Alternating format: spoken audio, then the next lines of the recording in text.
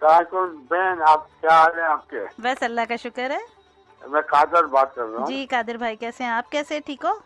अल्हम्दुलिल्लाह। मैंने कहा जस्ट सलाम करूँ आपको। जी बहुत शुक्रिया। और आप वालेकुम कैसे सलाम। हैं? जी बहुत शुक्रिया। वालेकुम सलाम। सुनते रहें रेडियो। हाँ, मैं सुनता रहता हूँ। सोल साहब कैसे हैं?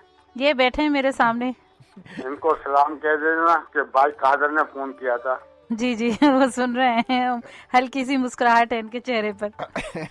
शुक्रिया अल्लाह कादिर खुश भाई। रखे आप लोगों को। बहुत अच्छा प्रोग्राम करते हैं आप बहुत लोग। शुक्रिया, बहुत बहुत शुक्रिया। शुक्रिया हाँ, कादिर तो भाई।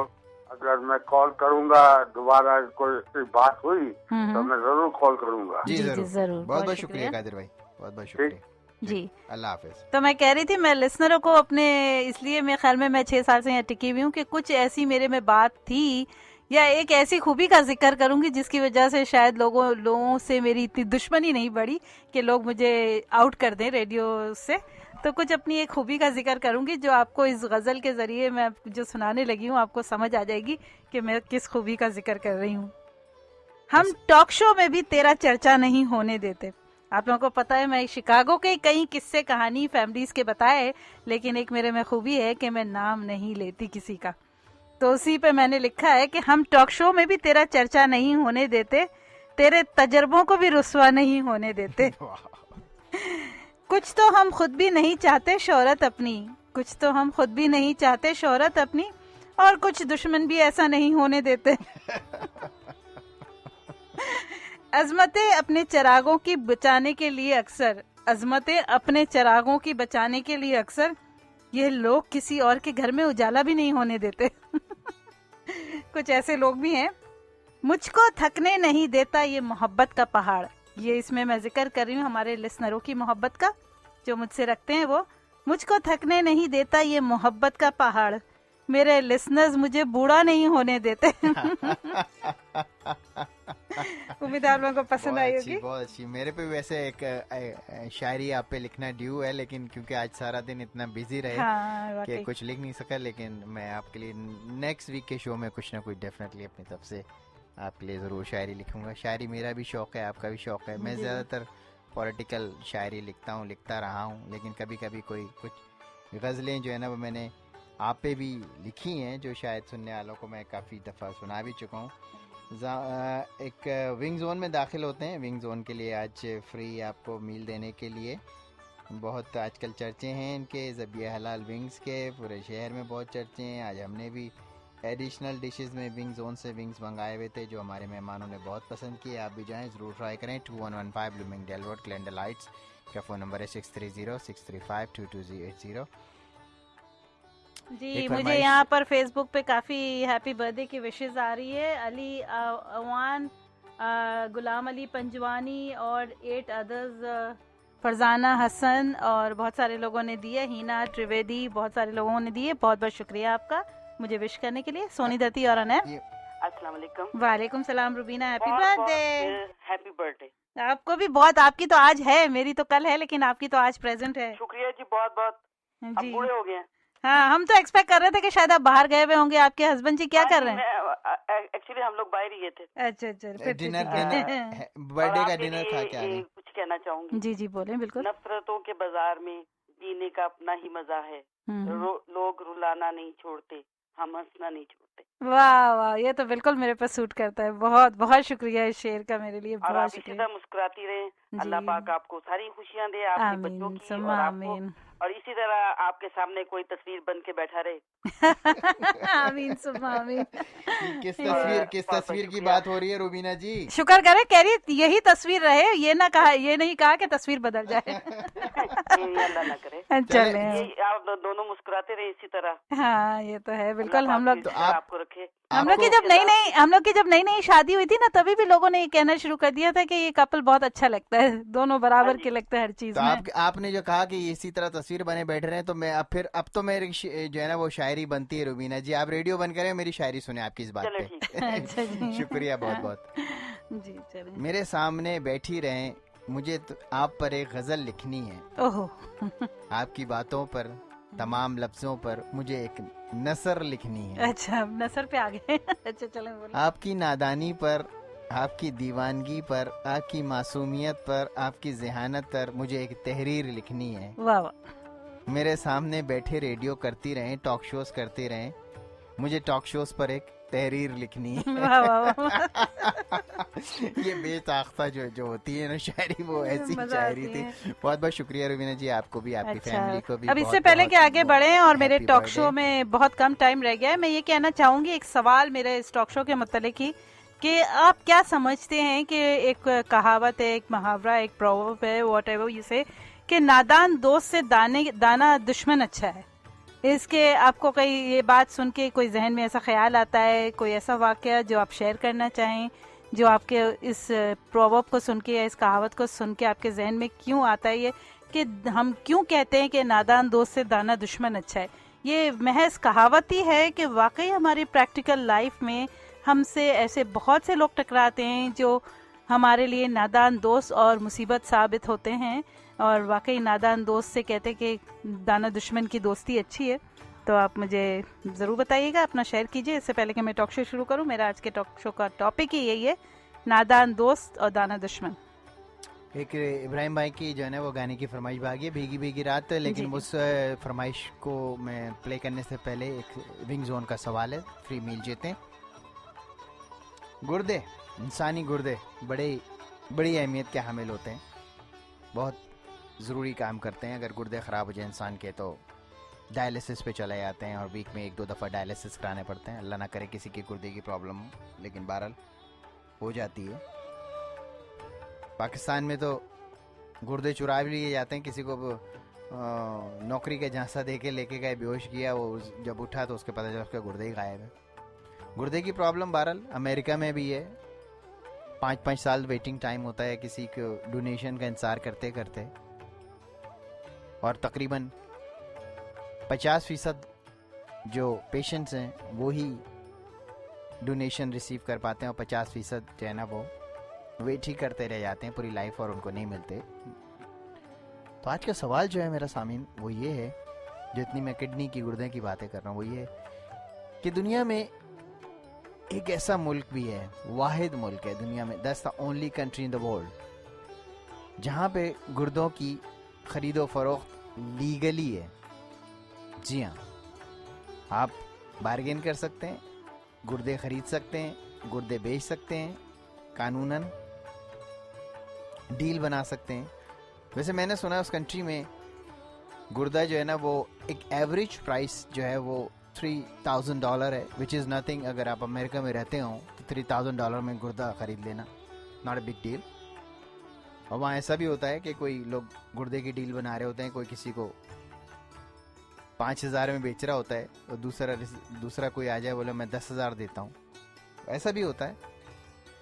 तो अच्छा है, मेरा ख्याल है कि लीगली इसको कर देना ज़्यादा बेहतर है, वरना पाकिस्तान की तरह होगा कि किसी को झांसा दे के लेके गए और वो पता चला कि पाकिस्तान के मेरे ख्याल में इंडिया में भी हाँ, हमने शायद इंडिया में भी कुछ शोज में ऐसा देखा है कि वो झांसा दे के जाते हैं, लेके जाते हैं और गुर्दा उसका चोरी कर लेते हैं। तो दुनिया का वो कौन सा वाहिद मुल्क है जहाँ पे गुर्दा जो है ना वो आप खरीद सकते हैं और बेच सकते हैं, इट्स टोटली लीगल। नाम बताएं जल्दी से उस कंट्री का। और वो वाहिद कंट्री है दुनिया की जहाँ पे ये डील जो है ना वो गुर्दे बेचने और ख़रीदने की लीगल है। आप खरीद सकते हैं, बेच सकते हैं, जो भी डील बनाएं। एवरेज जो है प्राइस मैंने बताई आपकी $3,000 है वहाँ पे, लेकिन जो भी आप चाहें 10,000 में लें या जो भी लें 20,000 में लें, लेकिन एवरेज प्राइस जो है वो ये 8474751590। और ये इब्राहिम भाई आपकी फरमाइश पे सुनते हैं फिल्म चोरी चोरी से ये रात भीगी भीगी। और जब तक आप सोचें सवाल का जवाब कि वो दुनिया का कौन सा वाहिद मुल्क है जहाँ पे गुर्दे की यानी किडनी की खरीदो फरोख्त लीगल है। ये रात भीगी भीगी ये मस्त फिजाएं, उठा धीरे धीरे ओ चाँद प्यारा प्यारा। ये रात भीगी भीगी ये मस्त फिजाएं, उठा धीरे धीरे ओ चाँद प्यारा प्यारा।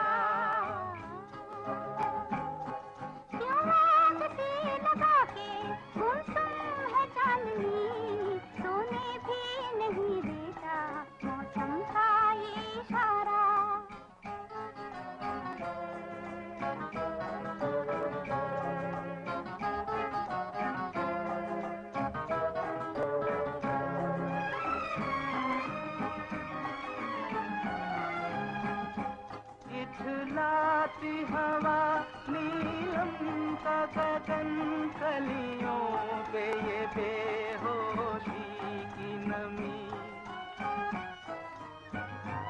ऐसे में भी क्यों बेचैन है दिल, जीवन में न जाने क्या है कमी। क्यों आग से लगा के गुमसुम है चांदनी, सोने भी नहीं देता मौसम का ये इशारा। ये रात भीगी भीगी ये मस्त फिजाएं, उठा धीरे धीरे वो चाँद प्यारा प्यारा।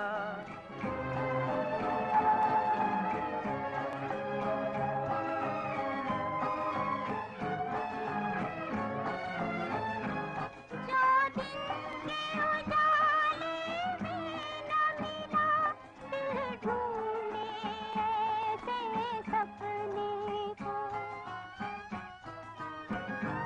इस रात की जगमग में डूबी मैं ढूंढ रही हूँ अपने को।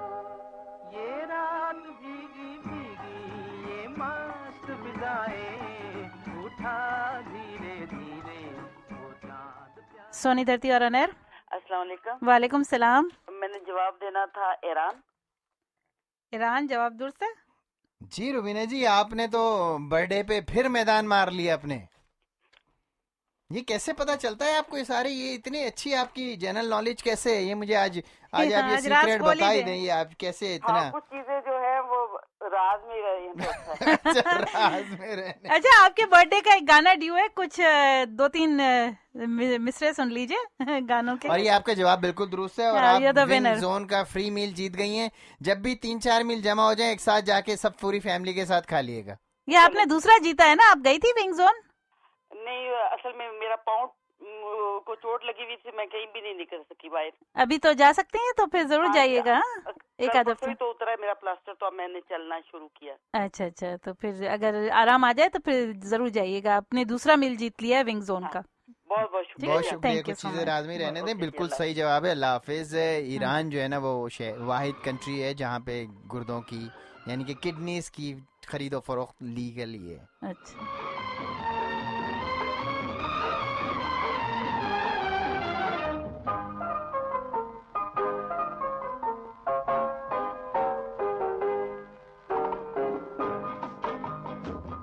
ये रुबीना जी जावेद भाई के लिए, अमीर अली के लिए। बार बार दिल ये गाए, बार बार दिल ये आए, बार बार दिल ये गाए, तुम जिए हजारों साल, ये मेरी है आरज़ू। Happy birthday to you all, happy birthday to you all, happy birthday to Rubina, Javed भाई एंड अमीर भाई।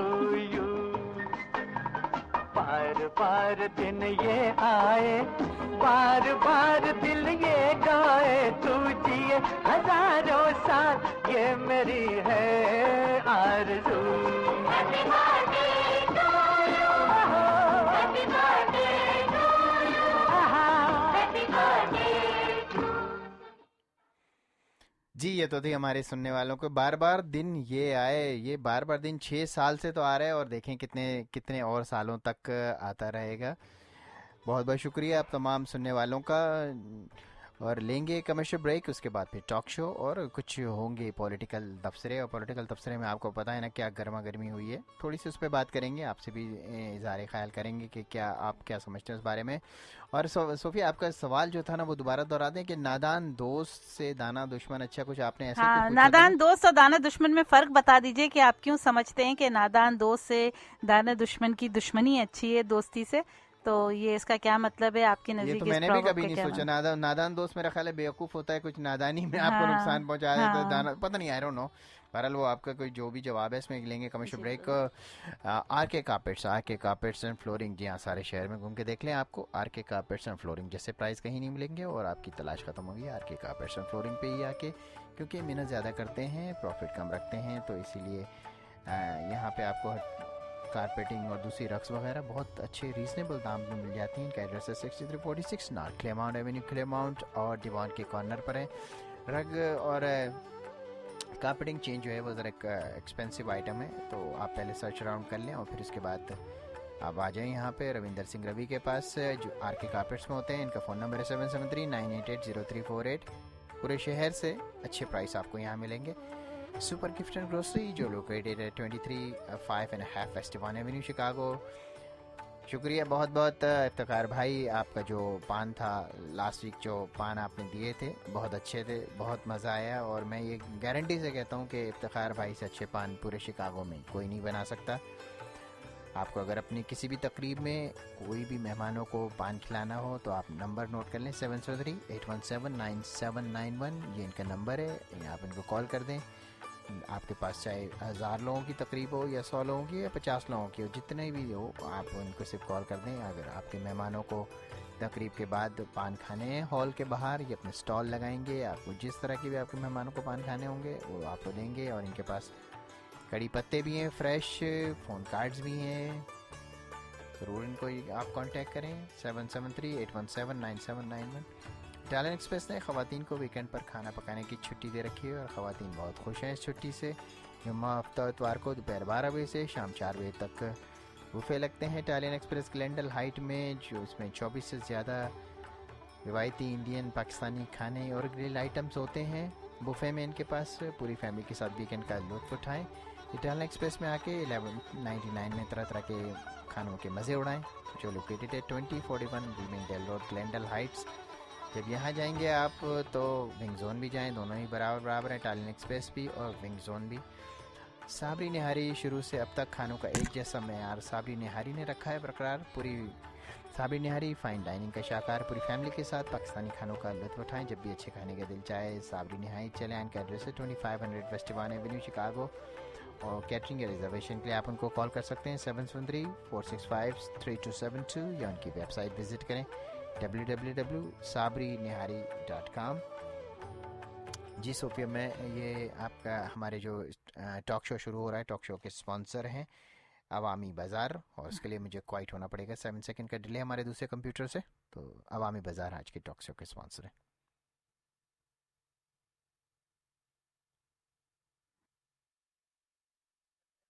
वीकेंड पर खाना पकाने की छुट्टी दे रखी है और ख़वातीन बहुत खुश हैं इस छुट्टी से। जुम्मा हफ्ता इतवार को दोपहर 12 बजे शाम 4 बजे तक बुफे लगते हैं इटालियन एक्सप्रेस ग्लेंडल हाइट में, जो इसमें 24 से ज़्यादा रिवायती इंडियन पाकिस्तानी खाने और ग्रिल आइटम्स होते हैं बुफे में इनके पास। पूरी फैमिली के साथ वीकेंड का लुत्फ़ उठाएं। सोफिया, दीवान एवेन्यू पर आखिर ये सारी आवाम कहाँ जा रही है? सुहेल, ये लोग अवामी बाजार जा रहे हैं। क्यों? क्योंकि पूरे दीवान पर सबसे अच्छी और सस्ती ग्रोसरी सिर्फ अवामी बाजार में ही मिलती है।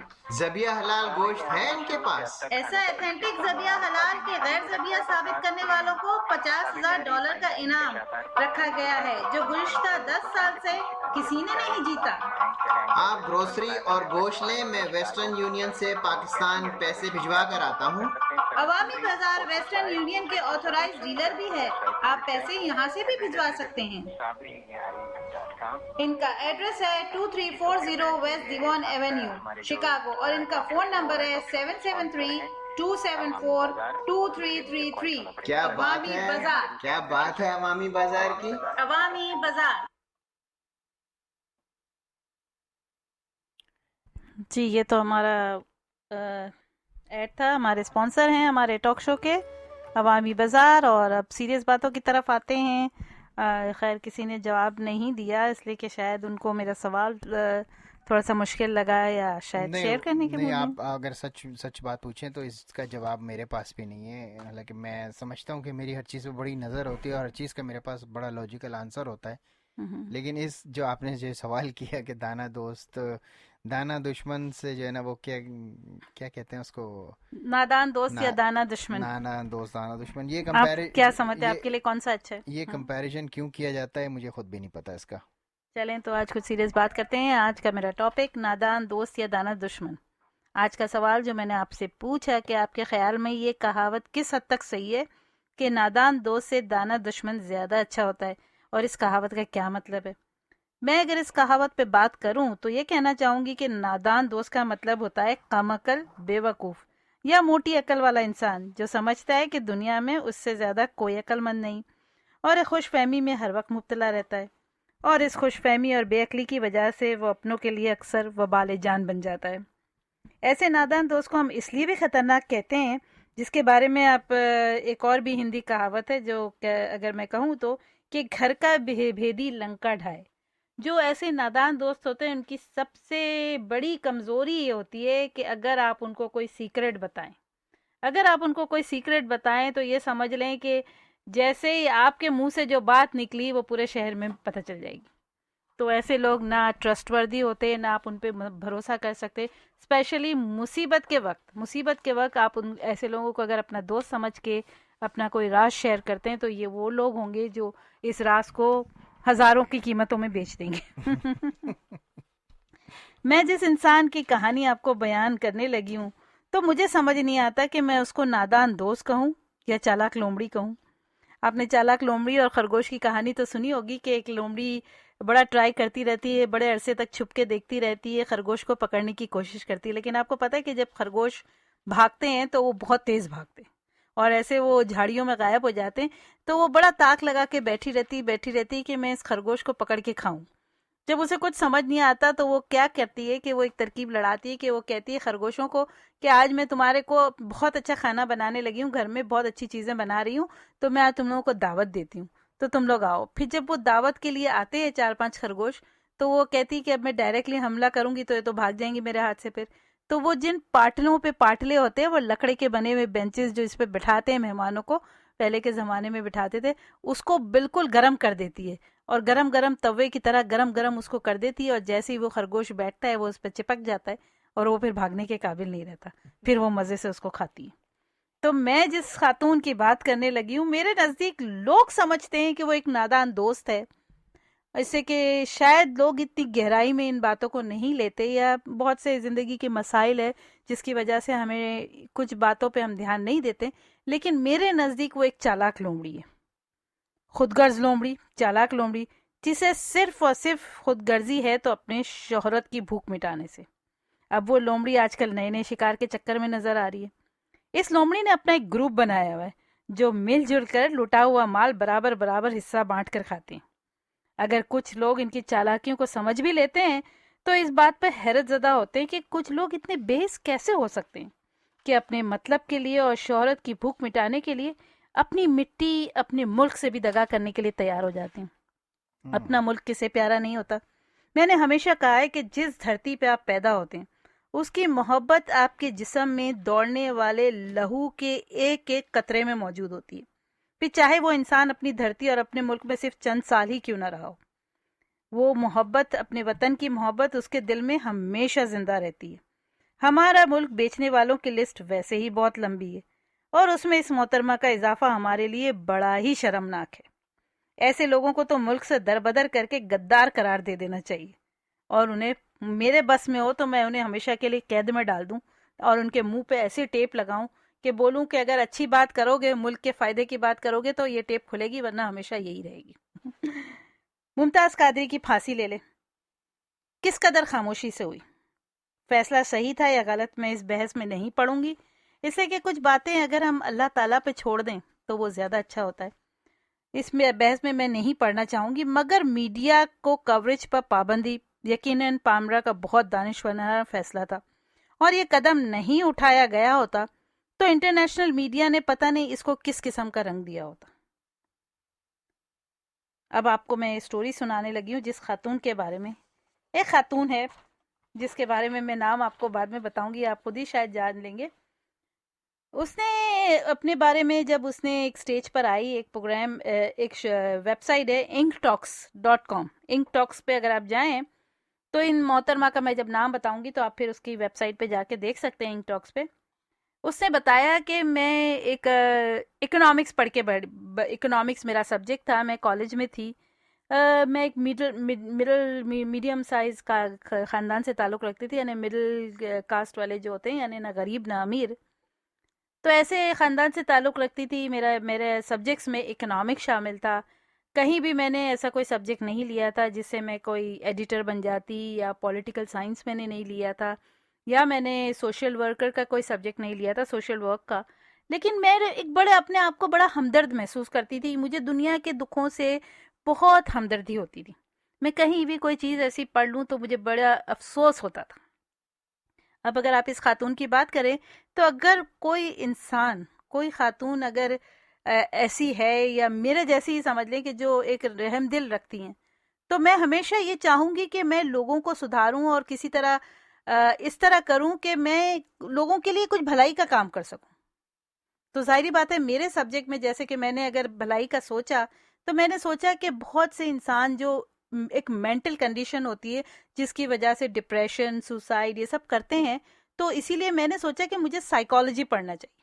और मेरा पूरा ख्याल था कि मैं साइकोलॉजी करने के बाद मैं एज अ साइकाइट्रिस्ट का बन जाऊं, लेकिन पता नहीं क्यों मेरी किस्मत में नहीं था।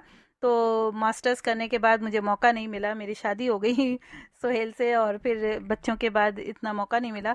लेकिन मैंने अपने इस फील्ड में यानी कोशिश की कि मैं एक रेडियो चलाकर मैं आप लोगों को अच्छे अच्छे मशवरे दूं। और मैंने हमेशा ये कोशिश की कि जब मैं आप लोगों से मुखातिब हूँ, तो मेरी उर्दू चाहे कैसी ही टूटी फूटी क्यों ना हो, मैं अगर कुछ राज खोलूं या किसी के प्रॉब्लम्स बताऊं या किसी की गलतियों को बताऊं, तो मैं हमेशा नाम बगैर बताती हूं और कोशिश करती हूं कि लोगों को समझ आ जाए और वो अपनी गलतियों को सुधारें। अगर वो डिप्रेस है तो डिप्रेशन से कैसा निकला जाए, अगर वो वायलेंट है तो उनकी जहनों की नेगेटिव थिंकिंग को कैसे पॉजिटिव थिंकिंग में बदला जाए, हर किस्म के मैंने मशवरे दिए। डाइवोर्सिस कैसे रोकी जाए, हमारे टीनेजर्स को किस तरह ट्रेन करना चाहिए और किस तरह का रवैया हमें रखना चाहिए, ये सब चीज़ें मैंने हमेशा ज़्यादातर 80% कोशिश की कि मैं उसे उर्दू में कहूँ। अब ये मोहतरमा कह रही कि मैं बड़ी हमदर्द अपने फील करती थी, हमदर्दी लोगों के खिलाफ। उसे ख्याल आया कि चलो कोई बात नहीं, मैं अभी हमदर्दी का क्या करूँ मैं, तो उसने ये कोशिश नहीं करी कि वो कोई सोशल वर्क का सब्जेक्ट ले, उसने ये कोशिश नहीं करी कि वो साइकोलॉजी पढ़े, हालांकि उसके पास ऑप्शंस थे। उसको जो ख्याल आया, जो सबसे पहले उसको ख्याल आया, वो आया कि टेररिज्म के बारे में, कि उसने देखा कि टेररिज्म के बारे में बड़ी न्यूज़ चल रही है। पता चलता है कि तालिबान जो है वो ऐसे बच्चों को ट्रेन कर रहे हैं, उनका ब्रेन वॉश कर रहे हैं, और ये कर रहे हैं और वो कर रहे हैं। फिर उसे ख्याल आया, आसपास देखा तो ख्याल आया कि हमारी औरतें बड़ी मजलूम है, उनके ऊपर तेज़ाब फेंका जा रहा है, उनके साथ ये हो रहा है, वो हो रहा है। तो उसने क्या किया, मेरे ख्याल में उसको ये करना चाहिए था कि सत्तार एधी की तरह, बिल्किस एधी की तरह ऐसी कोई मुहिम चलाती, या ऐसा कोई फाउंडेशन या कोई ऐसा कोई सेंटर खोलती जहां पर बीमार मर्दों के जहनों को ट्रेन किया जाता, उन्हें सही राह हिदायत बताई जाती, या कोई ऐसा तरीका किया जाता, या बेसहारा ऐसी औरतों को जिनको मर्द घर से निकाल देते हैं, धक्के दे के बाहर निकाल देते हैं, जो माशरे की ठुकराई भी होती है, उनको सहारा देती। उन्होंने क्या किया, उन्होंने बड़ा अच्छा किया, उन्होंने एक प्रपोजल लिखा। उन्होंने वो प्रपोजल लिखा और उस प्रपोजल में उसने अपने मुल्क की औरतों की कहानी लिखी कि हमारे मुल्क में औरतें इतनी मजलूम हैं, मर्दों के हाथों इतनी परेशान है कि उनके चेहरों पे तेज़ाब फेंके जाते हैं, उनकी नंदे उनको मारती हैं, उनकी सासें उनको जिंदा जला देती हैं। और ये सब होने के बाद दूसरा, हमारे बच्चों के भी मुस्तकबिल ख़राब है। हमारे बच्चे जो हैं वो तालिबान के हाथों में पल रहे हैं, और तालिबान उनको ब्रेन वॉश करा रहे हैं, उनको बिल्कुल कतई ताल्लुक़ कर रहे हैं सारी दुनिया से। और उसके बाद अभी हालांकि कि अभी ताज़ा उन्होंने एक और डॉक्यूमेंट्री बनाई जिसका नाम था a girl in the river. हमारे गैरत के नाम पर हमारे मुल्कों में कत्ल होता है, और गैरत के नाम पर कत्ल होता है तो सिर्फ औरतों का होता है। ये सब करने के बाद, ये सब लिखने के बाद, उसको क्या चाहिए था कि वो अपने जुडिशल सिस्टम के अंदर जाती, किसी तरह कोई जुडिशल सिस्टम के जरिए या लीगल सिस्टम के जरिए कोशिश करती, अंसार बर्नी की तरह, जैसे अंसार बर्नी हमारे अटर्नीज है, उस तरह बर्नी फाउंडेशन की तरह कोई ऐसा फाउंडेशन खोलती, या कोई लीगल तरीके से अटर्नी ही बन जाती, लीगल तरीके से हमारी कंट्री के लॉस को चेंज करने की कोशिश करती। नहीं, वो तो हमारे तरह, हमारे लिए उस चालाक लोमड़ी की तरह है जिसे सिर्फ शोहरत की भूख लगी हुई है। और हमारे लोग जो है सुनने वाले या जो उसको अप्रिशिएट करते हैं, वो उनको ये समझ नहीं आ रहा कि ये चालाक लोमड़ी है, और वो समझ रहे कि ये नादान दोस्ती है, नादान दोस्त है जो कहीं कहीं पर धोखा खा जाता है और भटक जाता है और हमारे लिए वबाले जान बन जाता है।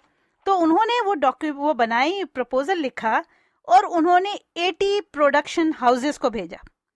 सारे 80 प्रोडक्शन हाउसेस जो है कहाँ के थे? हमारे मुल्क के नहीं थे, हमारी अपनी कंट्री का इससे कोई ताल्लुक नहीं। किस्से कहानियां तो हमारे अपने घरों की हो रही हैं, मशहूर हो रही हैं। हमारे किस्से कहानियां हमारे घरों की, हमारे मुल्क में होने वाले जुल्मों की लिखी जा रही है। भेजा जा रहा है अमेरिका के 80 स्टेट्स को, अमेरिका के कंट्री में 80 प्रोडक्शन हाउसेस को, 80 प्रोडक्शन हाउसेस में।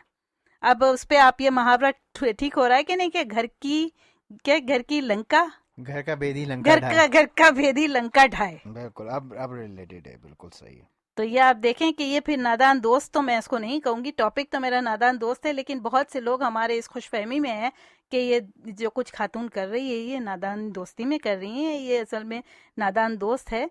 तो उन्होंने 80 प्रोडक्शन हाउसेस को सिर्फ अमेरिका के भेजी ये प्रपोजल, और क्या हुआ भाई, उनको फौरन जवाब आया।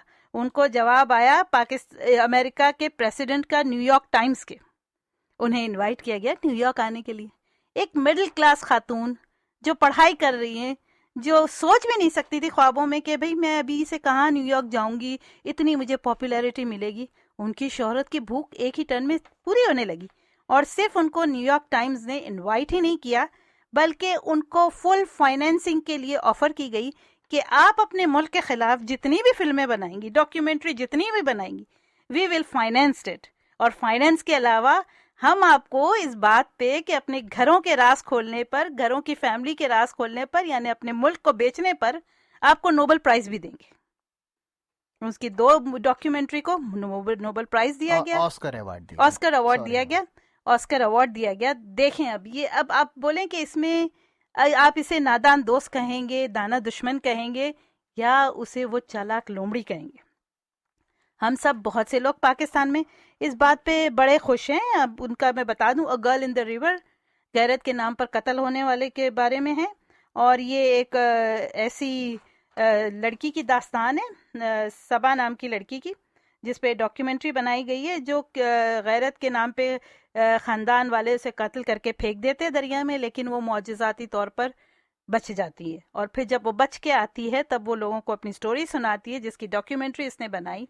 और उसने ये भी कहा कि पाकिस्तान के टेररिज्म के बारे में, कि अफ़गानिस्तान में और तालिबान लोग जो है वो ऐसे बच्चों को किडनैप करते हैं, उन्हें ब्रेन वॉश करते हैं, उनके माँ बाप को बहुत अच्छा पैसा देते, और जिसकी वजह से ये सारे जो होते कि इस तरह के सुसाइड बॉम्बर क्रिएट होते।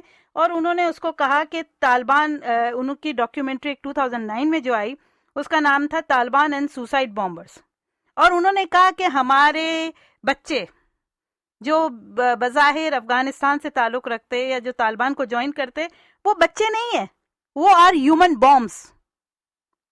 इसके अल्फाजों का जरा चॉइस देखें कि हमारी अपनी नस्ल को, फ्यूचर नस्ल को वो कह रही है दे आर ह्यूमन बॉम्ब्स। तो आप क्या कर रही हैं इस मुल्क में? जाएं यहाँ से। अगर आपको ह्यूमन बॉम्ब्स है और आपको लगता है कि डर लग रहा है आपको ह्यूमन बॉम्ब से, तो what are you doing here? Either you learn to fuse them. अगर आपको वाकई अपने मुल्क से इतनी हमदर्दी है तो आप अपने मुल्क में रह के कोशिश करें कि ऐसे बमों को फ्यूज करें, ऐसे प्लान्स को नाकाम करें। लेकिन आपने अपनी एक इसी बात पे जो आप जब जाएंगे, मैंने कहा ना कि वो वेबसाइट है ink.com, inktalks.com, उस पे जाएंगे तो उसने जब एक स्पीच दी है, जब ये उसको दूसरा इनाम मिला उसको, तो उसने एक स्पीच दी जिसमें कहा वो प्रेग्नेंट है, शी इज़ प्रेग्नेंट, और उसने स्पीच में ये कहा कि जब मैं इस देखती थी तालिबान के बच्चे को किडनैप कर जाते थे, फिर मैं औरतों के ऊपर जुल्म देखती थी, ये सब देख के मेरा बड़ा दिल चाहता था, मुझे लोगों ने कहा कि आप हमारी हेल्प करें, लेकिन मैं क्या कर सकती थी? मैं बहुत कोशिश करके भी मेरे से यही हो सका कि मैं डॉक्यूमेंट्री बना के अमेरिका से हेल्प मांगू। तो who the hell is this country कि हम अपने कंट्री के सॉल्यूशन को अपने कंट्री में हल करने की जगह हम बाहर वालों से हेल्प मांगते। Who the hell are the outside people, what they are doing in our, it's none of their business. और ये इसको इतने प्राइजेस क्यों मिल रहे? और ये भी सिर्फ हमारे मुल्क में से नहीं मिला, इंडिया ने नहीं दिया उसको, कोई और कंट्री ने नहीं दिया, उसे फाइनेंस किया गया, अमेरिका ने फाइनेंस किया उसको फुली, और उसे प्राइजेस भी अमेरिका ही दे रहे। तो अब आप मुझे बताएं कि ऐसी औरत के साथ हम क्या करें, क्या करना चाहिए? मुझे तो समझ नहीं आती कि अब इसको किस तरह रोका जाए, क्या किया जाए। या तो ये है कि वो इनका कोई मुंह बंद कराने का तरीका किया जाए। अब आप मुझे बताएं, ये पिछले दिनों हुआ था, एक लास्ट ईयर की बात है कि अमेरिका में 3 ऐसी बच्चियों को वो किया गया, पकड़ा गया, वो निकाला गया इतनी मुश्किल से, जिनको 10 साल पहले किडनैप किया गया था। और किडनैप करने के बाद भी जब निकाला गया तो उनको स्क्रीन पे, मीडिया पे कब लाया गया? जब उन्होंने उसके किडनैपर्स को पकड़ लिया, उसे जेल में उनके ऊपर केस चलाया गया, उसके बाद उन लड़कियों को सामने लाया गया। And this is America, very modernise country. आप उन्हें देखें, क्या कहें, आप उनकी खबरें देख लें। खबरों का भी मैंने हमेशा कहा है कि हम जब अपनी खानदान की, घर की इज्जतों की बात करते हैं, अपनी बेटियों की बात करते हैं, तो हमें बहुत संभल के बात करनी चाहिए। घर की इज्जत की बात नहीं होती। घर की इज्जत के अलावा वो अगर एक मर्तबा बदनाम हो जाए तो हमारा कल्चर उसे बहुत बुरी सजा देता है। उसे पूरी जिंदगी के लिए, एक तो उसकी शादी नहीं होती, प्लस उसके तानों की जो दुनिया का हाल होता है कि उसे जो ताने सुनने पड़ते हैं, तो उसका जीना हराम हो जाता है। तो हमें बेटियों के बारे में बड़ा सोच समझ के रहना चाहिए। हमारा कल्चर ही कहता है, हमारा मजहब कहता है कि हमारे मजहब में औरतों की बड़ी इज्जत है, और उस इज्जत का पास रखना हम सब मुसलमानों का फर्ज है। लेकिन ये हुआ कि मैं आपको बता रही थी, अभी अमेरिका की खबरें देख लें। आप देखें, मुझे कोई खबर का, कोई दिन की कोई न्यूज ऐसी बता दें। क्या कहा जाता है खबरों में? लेडी एट दिस एज, इतनी एज की थी, 30 years, 20 years, 19 years, was sexually assaulted. ना उस लड़की की तस्वीर बताई जाती। और ये कुछ अरसे पहले भी हुआ था कि माया खान शो में किसी लड़की का मैंने आपको बताया था किस्सा, जिसे मैंने भी कांटेक्ट किया था अंसार बनी ट्रस्ट के जरिए। उसको जब किडनैप किया गया, उसका रेप किया गया, और उसे जब हॉस्पिटल में लाया गया जख्मी हालत में, तो मीडिया में इतना शोर मचा इस टीवी शो के जरिए कि जब उसके माँ बाप ने भी उसके पास जाने से इनकार कर दिया। वो बीमार बच्ची ऐसी हालत में हॉस्पिटल में, उसका बच्चे वालिदैन का वेट किया गया और वो वालिदैन उसे लेने नहीं आए। किसका कसूर है? टोटली मीडिया का कसूर है कि मीडिया ने इस बात को इतना उछाला। अगर आपको उछालना ही है तो इस बात को उछालें कि ऐसे किडनैपर्स को, ऐसे रेपिस्ट को आप पकड़ के लाएं, सजा दें, उसे भरे शहर में चौराहे पर उसे फांसी चढ़ाएं।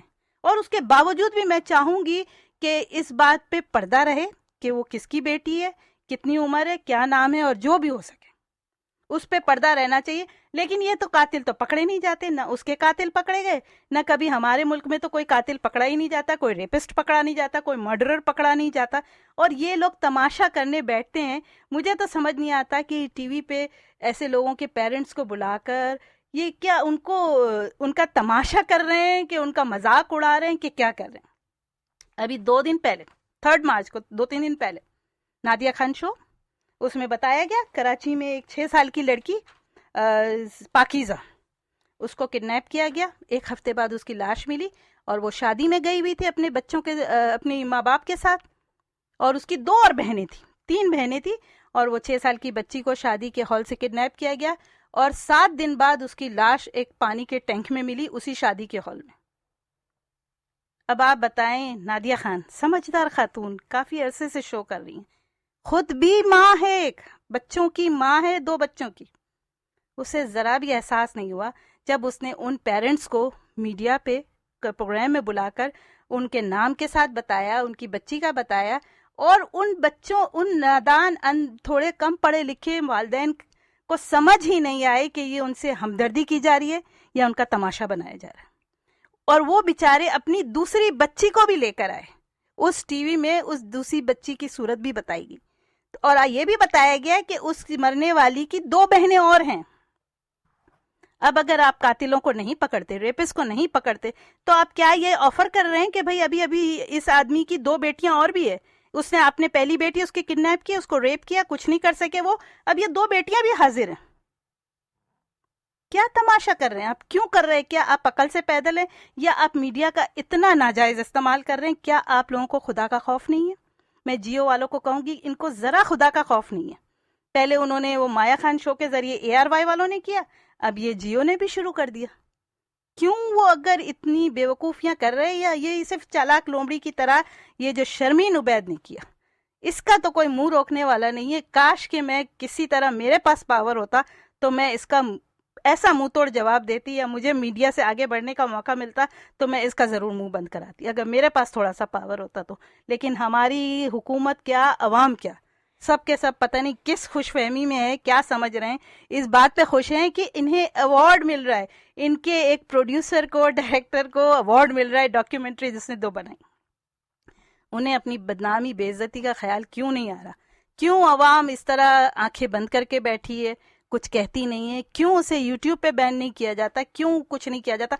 लास्ट टाइम पे जब इसने किया था और जो उसने फेसेस करके जो की थी, डॉक्यूमेंट्री बनाई थी, मेरे टॉक शो के बाद मैंने ये ज़रूर देखा था कि यूट्यूब ने काफ़ी उसकी वीडियोज़ वगैरह इस बारे में, डॉक्यूमेंट्री के बारे में पुल कर ली थी वापस। And now she is again pregnant. खुदा ना करे अगर उसके घर में बेटी पैदा होती है, उसके साथ कभी कुछ होता है किडनैपिंग वगैरह, तो क्या वो भी नादिया खान शो में मीडिया पे बुलाई जाएगी? तो वो आएगी? आप क्या एक्सपेक्ट करते हैं? आएगी वो मीडिया पे? तो फिर प्लीज कोई उठे और कोई इस ऐसी औरतों के मुंह बंद करे और दूसरों के मुल्क को कहे कि दूसरे मुल्कों को हमारे बारे में इंटरफियर करने की जरूरत नहीं है। पहले तुम देखो कि तुम्हारे घर की बच्चियां, 3 बच्चियां 10 साल तक गायब रही, 10 साल तक उन्हें कैद रखा गया और उन्हें किस हुलिये में रखा गया, उनके साथ क्या क्या कुछ हुआ। अगर हम बोलने पर आए ना तो फिर आप लोगों को भी मुंह दिखाने के काबिल नहीं रहेगा। हम भी आप लोगों के ऊपर ऐसी वीडियो और डॉक्यूमेंट्री बना सकते, जो कुछ आप लोगों की औरतों के साथ होता है, आपके बच्चों के साथ होता है, हम भी डॉक्यूमेंट्री बना सकते हैं और हम भी बना के उसे पॉपुलराइज कर सकते हैं।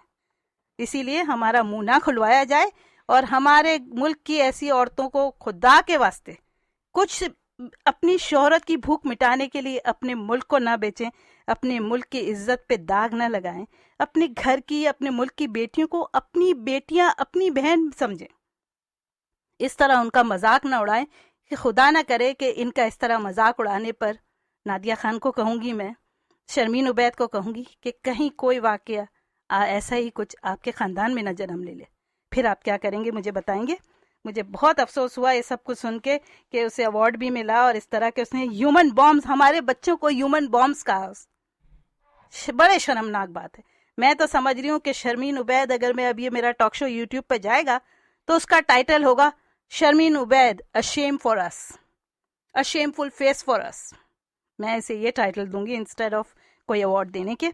तो मेरा आज का यही टॉक शो था। बड़ा दिल दुखा हुआ था कि क्यों ऐसा सब कुछ होता है, क्यों ऐसा किया जाता है। इसलिए कि आप अगर एक कॉमन सी बात सुने तो आपने सुना होगा, पढ़ा होगा कहीं, if you find a fault in me tell me, don't tell others, because others has nothing to do with. अगर मेरे में कोई खराबी है या मेरे में कोई कमी है तो आप मुझे कहेंगे तो मैं अपने आप को सुधारूंगी। आप अगर दुनिया में जाके ढंडोरा पीटेंगे तो दुनिया का इससे क्या ताल्लुक है। स्पेशली वो दुश्मन अनासिर या वो दुश्मन मुल्क जो इस मौके में रहते हैं कि पूरी फाइनेंसिंग करी। अब उसको देखें ना, वो कौन सी जो लड़की आके लंदन में रह गई है, जिसको कहा था वो शूट किया था, मलाला। अब मलाला क्या कर रही है हमारे मुल्क के लिए? क्या उसने पाकिस्तान जाके कोई सेंटर बनाया, सत्तार एधी की तरह कोई सेंटर बनाया, बिल्किस एधी की तरह कोई मदद कर रही है, अंसार बर्नी की तरह कोई एसोसिएशन चला रही है? क्या चला रही है? She is just staying in London, enjoying that, enjoying. London में स्टे कर रहा है, उसकी पूरी फैमिली स्टे कर रही है, एंजॉय कर रही है, she is just enjoying here. तो अपने मुल्क को बेच के जो कुछ मिलता है आपको, आप उससे क्या कर रहे हैं? एंजॉय कर रहे हैं ना। तो फिर ऐसे लोगों पे तो वाकई लानत है। वाकई मैं कहूँगी we are really shameful for this type of people. तो मेरा आज का यही टॉक शो था। सोनी धरती और अनर जी, अस्सलाम वालेकुम। वालेकुम सलाम। टाइमिंग बड़े जबरदस्त है। आज आपकी सालगिरह का दिन है। ने इतना जबरदस्त काम किया जी जी, कि आपके पूरे टॉक शो की तारीख में सबसे बेहतरीन टॉक शो है आपका। बहुत शुक्रिया, बहुत शुक्रिया। बस दिल दुखता है तो दिल से जो बातें सच्चे ही निकलती है। नहीं, वो किसी और में इतनी हिम्मत नहीं है जो इस किस्म की बात करे। लोग एंजॉय करते हैं ऐसी बातों को, बजाय उसके इन चीजों को सीरियस लिया जाए। पाकिस्तान में औरतों का क्राइम कोई कम नहीं है, हद से कुछ ज्यादा है, पाकिस्तान से ज्यादा है। बिल्कुल बिल्कुल, इनकी तो औरतों की इज्जत ही नहीं है, कोई इनकी इज्जत ही नहीं है। ये जिस तरह भरे बाजार में जिस तरह घूमती है और जो कुछ हरकतें करती है, अगर उनकी डॉक्यूमेंट्री बनाई जाए ना तो ये बहुत, हम लोग को सबसे पहले वो लोग बैन करेंगे मीडिया पे।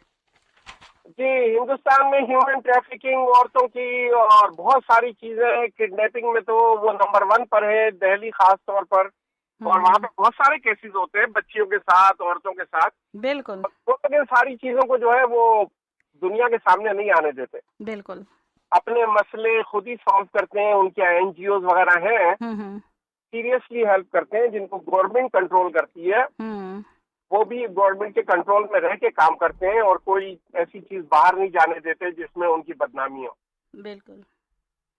तो आप क्या समझते हैं, इसका क्या हल करना चाहिए? आपको क्या लगता है कि इसका कोई हल नजर आता है कि किस तरह ये सब रोका जाए? सारी चीजें गवर्नमेंट की जिम्मेदारियां होती है। गवर्नमेंट तो खुद तारीफें करती है उनको। ऑस्कर अवार्ड मिलने पे गवर्नमेंट ने, नवाज शरीफ साहब ने मुबारकबाद दी, सदर ने मुबारकबाद दी। ये लोग सोचते नहीं है कि हमारी मुल्क की कितनी बदनामी होती है इन सारी चीजों से। बिल्कुल। पाकिस्तान की गवर्नमेंट तो वैसे भी डिफरेंट कंट्रीज के हाथों बिकी हुई है। सही बात है।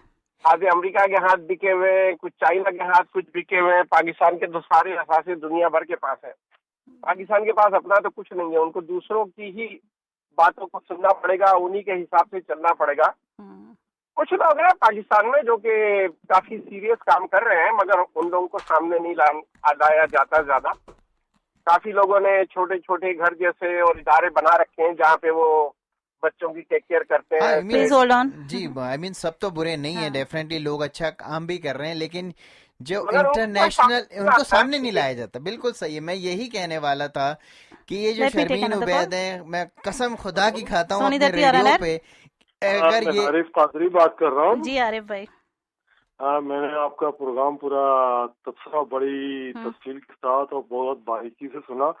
माशाल्लाह से आपने बहुत अच्छी रोशनी डाली है। लेकिन आपसे ये अर्ज करना है कि देखें, ये जो पाकिस्तान के अंदर जो चीज होती है, खासतौर पर गैरत के नाम पे जो कत्ल होता है, उस पर कोई ना कोई तो काम शुरू करता ना। तो काम पाकिस्तान में शुरू करे ना। आप ये अमेरिका में डॉक्यूमेंट्री बना के क्या कर रहे हैं आप? मतलब वो किसी जगह पे भी शुरू किया जा सकता है। जब हिंदुस्तान जो था एक बरतानवी कॉलोनी था, उस वक्त जो सत्ती की रस्म थी, जो हिंदू लोग अपने उसको जला के मार डालते थे और छोटे छोटे बच्चों को मंदिरों पे कुर्बान किया जाता था, तो 1000 साल तक मुसलमानों की हुकूमत रही। लेकिन किसी भी मुसलमान हाकिम ने इस खतरनाक रस्म को बंद नहीं किया। ब्रिटिश ने आके बन गया। अगर आप ये कहेंगे भाई आपका क्या प्रॉब्लम है कि आप हिंदुस्तान में आके, तो हिंदुस्तान में तो वो तो हल करे ना। अगर आज कोई ना कोई तो आपको उसे हल करता। अगर ब्रिटिश ने आके उसे कानून दर्जा दिया। लेकिन अमेरिका ने क्या किया? ये डॉक्यूमेंट्री पे इनाम देने के अलावा उन्होंने कोई यूएन वालों से कांटेक्ट किया कि यूनाइटेड नेशन वाले कोई ऐसा वर्ल्ड वाइड रूल पास करें कि किसी भी वर्ल्ड की कोई भी कंट्री में ये सब कुछ नहीं होना चाहिए। ये जो डॉक्यूमेंट्री, अगर अमेरिका ने हेलो जी सुन रहे हैं, आपकी बात सुन रहे हैं। ठीक है, अगर अमेरिका ने तो थोड़ा वो किया, इनिशिएट किया, तो आपको तो अप्रिशिएट करना चाहिए। आप तो उसे कंडेम कर रही है कि कितनी। मैं क्यों अप्रिशिएट करूं? किस बात पे अप्रिशिएट करूं? इन लोग अपने मुल्क में तो पहले ठीक करें ना, अपने मुल्क का तो हाल देखें ना। गलत चीज को बंद करने के लिए, नुमाया करने के लिए। अच्छा, आप हमारा जवाब सुन ले, फिर बात करते हैं। बहुत शुक्रिया आरिफ भाई, आपने बोला कि अप्रिशिएट करना चाहिए, तो फिर अप्रिशिएट तो इसको भी करें कि मुसलमानों को दहशतगर्द कहते हैं, इसको भी अप्रिशिएट करें ना। इसलिए कि बदनामी में अगर कोई किसी को गलत उस पर पॉइंट कर रहे हैं, दाढ़ी रखने वाले मुसलमानों को दहशतगर्द कर रहे हैं, टोपी पहनने वाले मुसलमानों को दहशतगर्द करार दे रहे हैं, पाकिस्तान की औरतों को बदनाम कर रहे हैं फ्राइंग फेसेस और ये रिवर बना के, तो कसम खुदा की मैं खा के कहता हूँ कि पाकिस्तान की इतनी टैलेंटेड कौम है। आप जाके देखें, मेरे पास वो आज डॉक्यूमेंट्री नहीं लाया मैं आज अपने साथ, मुझे आज जो अपने रेडियो पे चलानी थी कि पाकिस्तान में कितना टैलेंट है, उस पे फिल्म बनाए। उसको अगर आप ऑस्कर दिलवाएंगे ना, तो मैं कदम खुदा की खा के कहता हूँ कि जो है ना वो हम जो है ना बहुत खुश होंगे। एक भी पाकिस्तान के टैलेंट पे, पॉजिटिव चीज पे अगर ऑस्कर अवार्ड मिल जाए ना, तो मैं अपनी गर्दन कटवा लूंगा इस कौम से। अच्छा, सोनी धरती और अनैर, आप कहते हैं कि इसको अप्रिशिएट किया जाए, नेगेटिव चीजों को कभी भी अप्रिशिएट नहीं करना चाहिए। जी बोले जी, बस ठीक ठाक। आपको मुबारकबाद हो, thanks for wishing me happy birthday. जी जी अमीर भाई, ठीक है, आपको भी बहुत बहुत मुबारक हो। सोहेल भाई कहीं ले गए कि नहीं आपको? अरे नहीं, बहुत घर पे मेहमान, हम लोगों ने दावत की थी, मेहमान आए हुए थे बहुत सारे। जबरदस्त मैंने इनकी आज बर्थडे पार्टी मनाई है अमीर भाई। आपको ले गई आपकी बेगम कहीं? वो तो मेरी बेटी कल मुझे ले जाएगी, देखे कहाँ ले जाती है। अच्छा, कल है वैसे तो बर्थडे। हाँ, वो अपना जीता हुआ विंग जोन का फ्री मील खिलाने ले जाएगी आपको। कुछ भी है, something is better than nothing. Okay, thank you so much. बहुत अच्छा, बहुत शुक्रिया सर जी। जी, मुझे ये कहना था कि अगर हम भी इनकी यही 3 बच्चियां जो 10 साल तक गायब रही है, उनके साथ क्या क्या हुआ उस घर में, उनको किस हुलिये में रखा गया था, अगर उसकी डॉक्यूमेंट्री बनाए तो हमें अवार्ड मिलेगा, प्ले हो जाएगी वो अमेरिका के टीवी पर। आप कहते हैं कि हमें अप्रिशिएट ऑस्कर अवार्ड मिल जाएगा हमें। जितनी नेगेटिव चीजें जो हमारे मुआशरे की हैं, ठीक है, हर एक कोई भी इंसान परफेक्ट नहीं है, कोई भी मुल्क परफेक्ट नहीं है, उसमें अच्छाइयाँ और बुराइयाँ हैं, लेकिन उनकी अच्छाइयों को सामने लाएं। कितनी टैलेंटेड कौम है। मैं एक पिछले दिनों एक डॉक्यूमेंट्री देख रहा था कि पाकिस्तान की जो ये मीडिया से कंसर्न बच्चे जो नए आए हैं, आपको पता है ये जो हॉलीवुड के जो वाटर इफेक्ट बनते हैं, इतने बड़े बड़े जो वाटर, जो आपने न्यूयॉर्क की एक फिल्म भी आई थी, उसका मेरे को अभी नाम याद नहीं आ रहा, और जितने भी वाटर इफेक्ट हॉलीवुड का द मोस्ट इंटेलिजेंट गाय जो वाटर इफेक्ट बनाता है वो एक पाकिस्तानी है। पाकिस्तान ने इतनी एप्स क्रिएट की हैं एप्पल्स के लिए और दुनिया भर की कंप्यूटर कंपनियों के लिए, वो कभी उन पे किसी ने डॉक्यूमेंट्री बनाई है कि पाकिस्तानी कौम कितनी जीनियस है? इतनी बड़ी बड़ी एप्स जो दुनिया में इस्तेमाल की जाती है पाकिस्तानियों ने डेवलप की, आज तक किसी ने डॉक्यूमेंट्री बना के उस पर ऑस्कर लिया है? जी सॉरी रुबीना जी। जी, मैंने ये कहना था कि ये जो चेन्नई साहबा हैं वो आफिया सिद्दीकी को कैसे भूल गई? उसके साथ जुल्म नहीं हुआ? हाँ, उसको क्यों नहीं लाती है? उसके लिए अमेरिका से भीख क्यों नहीं मांगती है? उसके लिए अमेरिका के आगे बोले ना कि भाई कुछ करो, हमारी इतनी अच्छी डॉक्टर मुख्तारा माई थी। हाँ, उसने भी आके जलील किया पाकिस्तान को। हाँ, उसने भी अपनी रेप केसेस आके बताए, इसलिए कि पैसे मिल रहे हैं ना उनको अपने आप की पब्लिसिटी के लिए। इनको भी तो ये लोग जो ऊपर चढ़ाते हैं तो ये उतारना भी जानते हैं। हाँ, ये वक्त पड़ने पे अगर ये जरा आप उनके अगेंस्ट जाए ना तो आपकी इज्जत का मलिया मेट कर देंगे लोग। वो कर देंगे क्योंकि ये तो सुपर पावर नहीं, ये सब कुछ कर सकते हैं। बिल्कुल, लेकिन हमारे लोगों को भी तो अक्ल करनी चाहिए ना। कि वो नवाज शरीफ के ऊपर उसे इतना अप्रिशिएट किया, उसको बहुत ही उसको तारीफों के पुल बांधे उन्होंने। मुझे भी बिल्कुल रुबीना जी, मुझे भी बड़ी हैरत क्या करें, कोई तो अकल करे। अब मेरा यूट्यूब पे ये शो जाएगा, होपफुली। मुल्क के सरबराह है, इनको पता है कि इन्होंने किस मौजू पे फिल्म बना के दुनिया में बदनामी की है, तो ये मतलब एक पॉजिटिव इमेज को आप कोशिश कर रहे हैं कि अपने पाकिस्तान को एक बेहतर इमेज पेश करें, एक बेहतर उसमें जो है ना दुनिया को दिखाएं कि हमारे पास कितने अच्छी अच्छी टैलेंट है। तो वो छोड़ दें आप इनके जो ये मॉर्निंग शोज होते हैं सुबह टीवी के, देखें आप जरा, ड्रामे देख लें। इवन हाँ, बिल्कुल देखें कि हमारा माशरा किस तरफ जा रहा है, हम अपने बच्चों को क्या बता रहे हैं वहाँ पे। बिल्कुल सही बात है।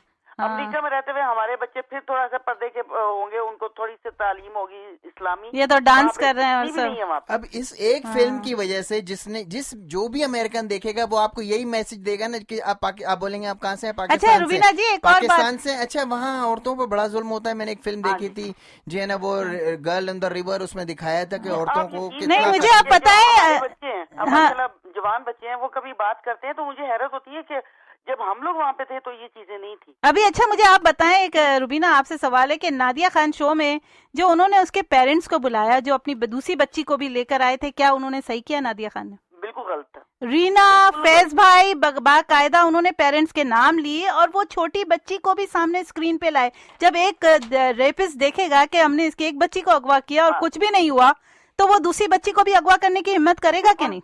क्योंकि वो तो कहेगा कि मैंने बहुत अच्छा काम किया। हाँ, इतना कि जो ये लोग चलो मीडिया पे पॉपुलैरिटी मिली, मेरा क्या बिगाड़ लिया उन्होंने? चलो, अरे इसकी तो 2 बेटियां और है।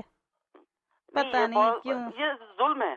ये औरतों को ये अपनी रेटिंग बढ़ा रही होती है। नादिया खान शो और इस किस्म के जो थी माया खान शो, ये अपनी रेटिंग बढ़ाने के लिए कि लोग ज्यादा सुने और वो रोने की एक्टिंग। आप खुद भी एक माँ हो, अपने जहन से, अपने जमीर से, अपने दिल से पूछ के कोई कदम आगे बढ़ा। नहीं सोफिया, आप माँ छोड़ दें, आप औरत हैं सबसे पहले। हाँ, औरत की इज्जत करना आपको समझ आनी चाहिए। बिल्कुल, मेरा को तो खून खोला जब मैंने शर्मीन उबैद का सुना और फिर ये नादिया खान का शो देखा। मेरा ऐसा खून खोला, मैंने कितनी देर ट्राई किया कि मुझे उसका नंबर मिल जाए ऑन एयर, लेकिन नहीं। इनको अवार्ड मिल कैसे जाते हैं? हाँ बिल्कुल, इसलिए कि सारी फाइनेंसिंग भी उधर से होती है, प्रोड्यूसर भी अमेरिकन है, डायरेक्टर भी अमेरिकन है। देखा था उससे जो लिबास पहना हुआ था वो कहीं से पाकिस्तानी मजलूम औरत नजर नहीं आ रही। बिल्कुल बिल्कुल सही है। ओके जी, बहुत शुक्रिया रवीना जी। और बिल्कुल आई मीन बहुत अच्छा सोफिया आपने कंडेम किया, और मैं तो अपने ऑन एयर इस, क्योंकि हमारा तो दुनिया भर में सुना भी जाता है शो और यूट्यूब पे भी जाता है, और अभी फेसबुक पे 24 मुबारकबादें भी आपको चल रही हैं, तो मैं ये मतलब गारंटी से कह सकता हूँ कि शर्मीन उबैद, तुमने 2 ऑस्कर जीते हैं, दोनों औरतों की जो है ना वो नेगेटिव चीजें दिखा के जीते हैं। एक भी पाकिस्तान की कोई पॉजिटिव, पाकिस्तान की मेहनत के शवाम पे, पाकिस्तान के लोग कि जो है ना वो कितने टैलेंटेड हैं, उस पे अगर तुम एक भी फिल्म बना के जीत लो ना अवार्ड, तो मैं अपना सर कटवा लूंगा, तमाम भरे मजमे में फांसी लगवा लूंगा अपने आप को, क्योंकि ये दुश्मन चाहते ही यही है जो वो चाह रहे हैं तुमसे करना, और तुम वही कर रही हो जो मलाला ने किया था। तुम वो अवार्ड जीत रही हो जो पाकिस्तान के जो है ना वो मुंह पे कालक मल के तुम अवार्ड जीत रही हो शर्मीन उबैद, तो तू यू शुड बी शेम। और हमारे पाकिस्तानी अवाम, हमारी पाकिस्तानी सियासतदान कैसे तुम्हारे को मुबारकबाद दे देते हैं इस शेम वाली चीजों को, जो पाकिस्तान को पूरी दुनिया में बदनाम करने के लिए दिखाते हैं। अब अमेरिका में या दुनिया भर में जहां भी वो फिल्म देखी जाएगी, पाकिस्तानी के मुतालिक यही होगा कि वो अपनी औरतों पर जुल्म करते हैं, हमेशा जुल्म करते हैं। हेलो जी, ये भी अल्ताफ भाई सर अपनी गर्दन कटवाने को तैयार है? जी बिल्कुल तैयार, हम सब कटवाने को तैयार है। मैं तो पाकिस्तानी नहीं हूँ, लेकिन एक एज ए मुसलमान या एज ए औरत होने के बहाने मेरी बहुत दिल दुखा है इन सब चीजों से, बहुत मेरा दिल दुखा है। अल्ताफ भाई का डायलॉग इनको ज़बानी याद है। नहीं, आप असल में वो मुस्तफा कमाल पे जो है ना तबसरा करना चाह रहे हैं, इसलिए आप फौरन जंप कर गए MQM पे, तो आप बोल लें जो बोलना है, आज आपकी बारी है, आपको जो भी टाइम है। रख दिया लगता है उन्होंने, 1 मिनट बाकी है इसलिए कि उनको टाइम नहीं मिला, तो इसलिए मैं सॉरी हूँ, आज आपके पॉलिटिकल तबसरे नहीं हो सके। पे आ रहे थे कि वो जो है ना वो मुस्तफा और ये मेरा पूरा टॉक शो बगैर तैयारी के आज था, सॉरी आप लोग, इनका पॉलिटिकल सेगमेंट नहीं हो सका, मेरा तो दिल से बस मैंने तैयारी बहुत अच्छी है, आपने चीज को पॉइंट आउट किया, और इस बात में मुझे भी बहुत गुस्सा था, और मेरे को पता नहीं था कि आज आपका जो है ना टॉक शो इस मौजू पे है, वरना डेफिनेटली मैं भी जो है ना वो शुरू से इस बात पे सवाल कर देता। मेरा और टाइम नहीं बचा है, इंशाल्लाह अगले हफ्ते फिर मुलाकात होगी। और जो बात करनी थी वो MQM से, वो जावेद भाई बेचैन थे, लेकिन और यूट्यूब पे आप है ना, प्लीज आप लोग सुन के इसको लाइक कीजिएगा, कमेंट्स कीजिएगा कि आप लोग क्या समझते हैं। मैं यूट्यूब पे डालूंगी आज की डेट के हिसाब से, और उसका मेरा ये टाइटल होगा Sharmeen Obaid a shame to our country. Pakistan जिंदाबाद, पाकिस्तान जिंदाबाद। खुदा हाफिज हमारी तरफ से।